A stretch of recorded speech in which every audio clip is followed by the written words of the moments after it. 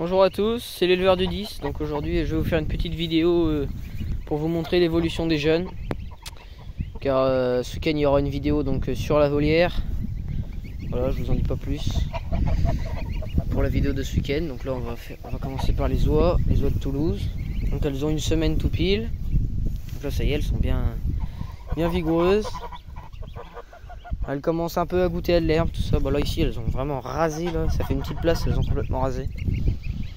Donc il y en a 6, j'ai perdu celle qui était dans la cabane qui avait un problème de pattes, elle a fini par mourir. C'était pas sûr mais presque, parce que bon, quand elles ont des problèmes de pattes, elles ont du mal à s'alimenter, à les boire, tout ça, et puis c'est pas, voilà, ça, forcément ça les affaiblit. Donc il en reste 6 quand même. Donc là il y a des croisés, la mère est issue du jarre gris avec une oie blanche, donc elle est grise. Mais ça sort des petits un petit peu comme celui-là, un peu gris et un peu blanc. Ça fera du gris et du blanc. Il y en a 3 des comme ça, je crois. Il y a 3 et 3. Donc, voilà, donc ils sont tout mignons. Là, je viens de leur ramener de l'eau parce que c'est tout. C'est un tout petit bac à eau pour pas qu'ils se noient. Donc faut revenir souvent. Quand je suis à l'école, j'essaye de trouver une solution. Je le dis à mon frère souvent qu'il vienne en remettre. Voilà. Donc là du coup ils ont de la miette, de l'eau. Voilà, les parents ils ont le grand bac là-haut. Les petites elles peuvent pas y monter pour le moment, mais ça faudra que je fasse attention quand elles vont grossir. Parce que si elles arrivent à rentrer dedans et pas ressortir, il faudra faire assez attention. Donc là elles ont tout le terrain.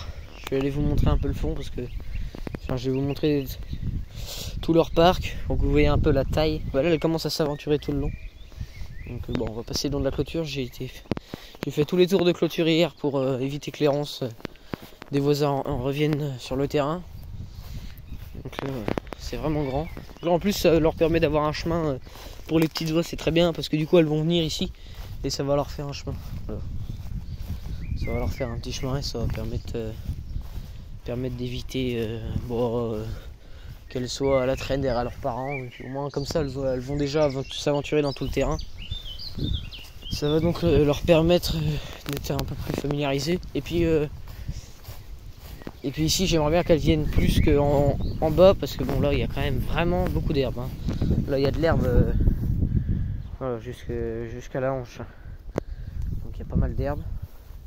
Donc j'étais content qu'il y avait plein d'herbe, mais là je suis un peu moins parce que du coup ça veut dire qu'elle est trop haute et qu'elle sera pas mangée. Donc il va falloir la couper pour essayer qu'elle repousse. Le problème c'est que là ça commence à devenir un peu sec. On n'a plus trop de pluie, donc j'ai peur que ça sèche vite. Donc là pareil, tout cela, ça se termine ici, leur parc. Donc j'ai détouré tous les bords, toutes les bordures. Voilà, donc là elles viennent pas mal ici, elles ont traversé là. Donc là vous voyez, elles ont tout ça là. Tout ça jusque là-bas, on les voit. Voilà, on voit l'eau. Là c'est vraiment grand. Je sais pas combien il y a de mètres carrés, mais là elles ont de quoi passer jusqu'au mois de décembre ici.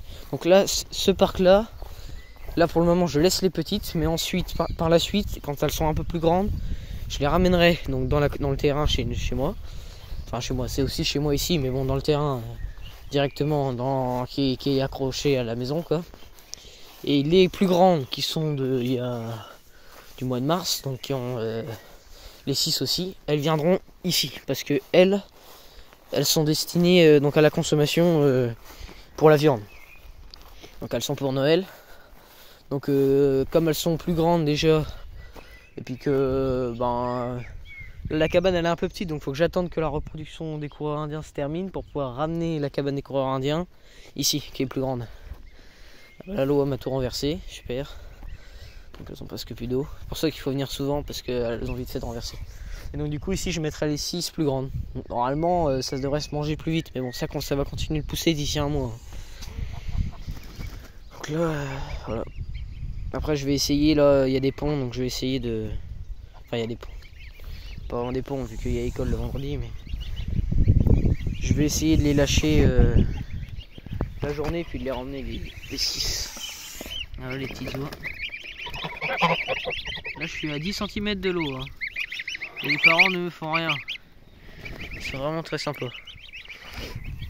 Donc là c'est l'oie, ici c'est le jar. Et en fait ce qui m'étonne c'est qu'elles vont presque jamais sous la mer. Pourtant là il y a un bon vent du nord, il fait frais, il fait quoi 15 degrés. Mais elles vont pas sous la mer la journée. Elles y vont un peu la nuit et encore pas trop. Donc c'est bien. Je les vois pas trop pousser parce que comme je les vois tous les jours, j'ai pas l'impression qu'elles poussent. Je pense que vous allez voir la différence avec la semaine dernière. Après c'est pas trop flagrant au début.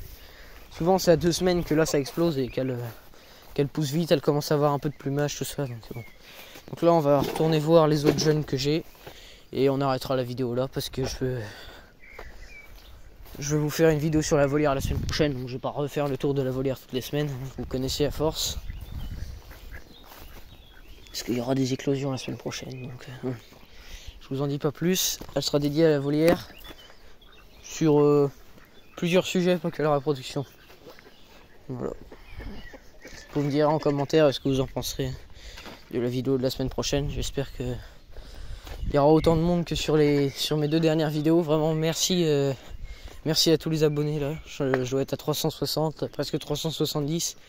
Donc vraiment je vous remercie. Donc continuez de liker, de partager, de commenter et puis de vous abonner, hein, ça fait vraiment plaisir. Les coureurs indiens.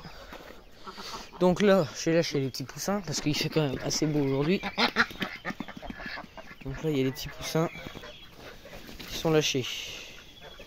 Donc il y a 3 gris et 2 blancs. Donc là, ils n'ont pas l'habitude, ils viennent de sortir. Là, il y a une poule qui sauve tout le temps, je l'ai mis dans la volière pour qu'elle arrête de se sauver. Donc là, on va aller voir dans la cabane. Donc là, bah, du coup, il n'y a plus personne. Là, c'est les cailles. Bon, maintenant, c'est plus des petites, elles sont adultes. Là, il y a tous les petits canetons. Donc, le Cayuga devrait bientôt partir. Encore 3 semaines, je pense, puis il va partir. Et là, il y a tous les petits canetons qui vont bientôt partir aussi, à part les saxes. Parce que, bon, bah, il y en a aussi pour Noël. Donc, bon. J'essaye d'en faire un peu pour Noël, parce que l'année dernière, j'en ai fait un petit peu et j'ai eu beaucoup de demandes. Du coup, cette année, j'essaie d'en faire un peu plus. Voilà. Les poulets c'est pareil, j'ai beaucoup de demandes, donc c'est pour ça que j'en fais pas mal cette année. Voilà.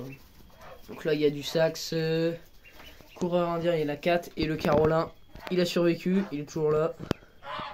Donc j'espère que ça va continuer, c'est pour ça que j'attends pour vendre les autres et puis je vais laisser les saxes, raison de plus pour laisser des saxes. Oh ouais.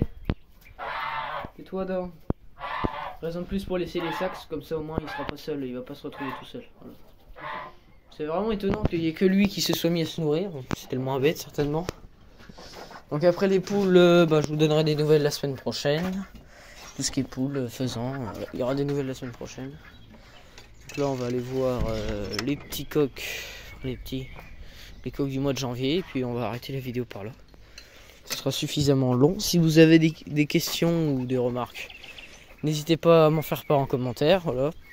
Ça fait toujours plaisir d'avoir des commentaires. Vous étiez beaucoup à commenter la dernière vidéo, donc je suis vraiment content là. Voilà le petit mâle mandarin. Il y aura des nouvelles bientôt dessus là. Donc là, les cocos. Donc là je leur ai mis l'abreuvoir à pipette, ils ont bien compris. Hein. Parce que là c'était dans le bac mais ça sèche vite. Ça sèche vite donc du coup je leur ai mis le bac à eau. Les petits coqs. Là je sais pas dans combien de temps ils seront prêts à manger. Mais certainement dans pas encore trop longtemps. Ils sont beaux, je suis content. Après il y a le petit là-bas, je le tuerai peut-être pas parce que il va être petit puis il est beau donc je sais pas si je le tuerai. Ça m'embête un peu. Le petit là. Je pense que je trouverai quelqu'un qui veut un petit coq nain et puis voilà. Là, oui, ils sont quand même beaux quand on voit la taille des autres à côté. Voilà. Donc là je vais arrêter la vidéo. Je vous dis à dimanche ou à samedi, enfin à ce week-end quoi. Pour la vidéo sur la volière. Continuez de vous abonner, de liker, de partager, de commenter. Et à la semaine, à dimanche, voilà.